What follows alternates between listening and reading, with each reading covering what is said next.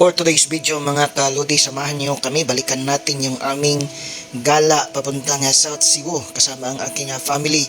Enjoy natin yung pagpunta natin doon at marami tayong masasayang experience na raramdaman. Especially pagkasama mo yung pamilya mo, kahit gaano ka simple yung lugar, gaano man ka simple yung mga pagkain, basta't sama-sama ang pamilya ay sobrang saya na ang ating mararamdaman. Dito nga, napahinto kami sa milk station dito sa bandang Barili at hindi naman kami kakain ng agahan. Ito yung unang vlog ko na nakaalis kami ng bahay, hindi man lang kami nakapagdala ng aming makakain. Kaya kung saan-saan naman kami nag-stop over para bumili ng pagkain na makakain namin sa biyahe. So, parang road trip na rin to mga kalodi. So, papunta pa lang kami ng Mualboal. Maligo muna kami doon kasi magaganda yung mga beaches doon. So dito na kami sa Mualboal at pagdatingan namin doon, medyo tanghali na. Mainit nga yung panahon kaya diretso na kami sa restaurant doon. Meron naman silang restaurant na kainan doon mismo sa beach resort. Mura din ng mga pagkain na ating makakain doon. Hindi naman kamahalan, affordable price lang yung kanilang mga pagkain. Kaya dito nga, namimili na kami ng makakain para sa aming tanghalian. At enjoy na enjoy kami. Kasi habang kami kumakain, tanaw na namin yung kagandahan ng beach resort. Kita mo naman yan, puti yung mga balas-ubas na yan sa Bisaya. At ang daming taong naliligo dito. Kasama din yung kanilang pamilya. Kaya nga kami dito ay simula nang kami ay naliligo, mula umaga, mula tanghali hanggang gabi ay hindi na kami nakaahon. Dito maghahapon ng mga kalodi, tanaw na rin namin yung magandang sunset. Dami pa rin naliligo. Ayaw paawat, especially yung mga bata. Dito na rin kami natutulog. Kinabukasan nga, ito naman yung ating mapapansin. Ang gandang tanawin. Maganda talaga ang ating gising. Pag ganito ang kaganda ang ating nakikita habang tayo ay gumigising. So, dito nga mga kalodi, dito namin yung moment. At pagtapos doon, umalis naman kami.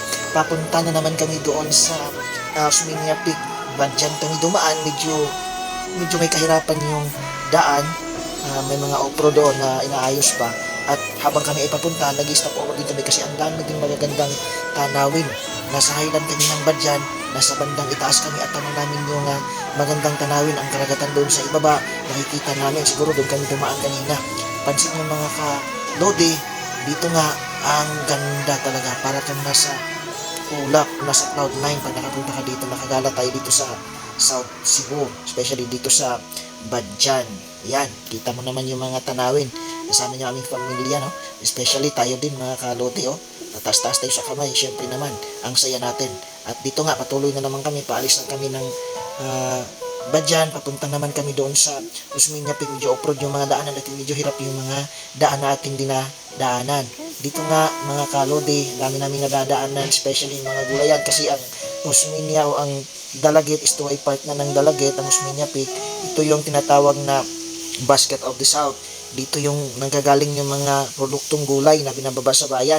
Ang sasaya at ang babait na mga tao dito, may nadaanan nga kami, binigyan kami ng gulay. Ito, naabot na tayo sa baba ng Usminya Peak at kita natin dito, dami ding mga sasakyan, paakyat din sila doon sa taas. Tayo rin, mga kalodi, aakyat tayo doon sa itaas. Medyo may kalayuan, mga 1.3 kilometers mula sa baba, pero gusto natin puntahan talaga yung tuktok para makita natin kung experience kung ano ang nandun. At pagdating doon, sulit na sulit mga kaludi.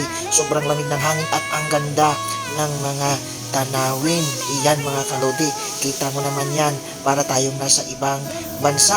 Wala tayo sa Pilipinas, nasa Cebu lang to mga kaludi. At dami na rin mga vlogger na pumupunta dito, binablog nila itong Usminya Peak. Dito nga umuwi na kami. Kung gaano kahirap ang pag-akyat, mas doble hirap pala ang pagbaba.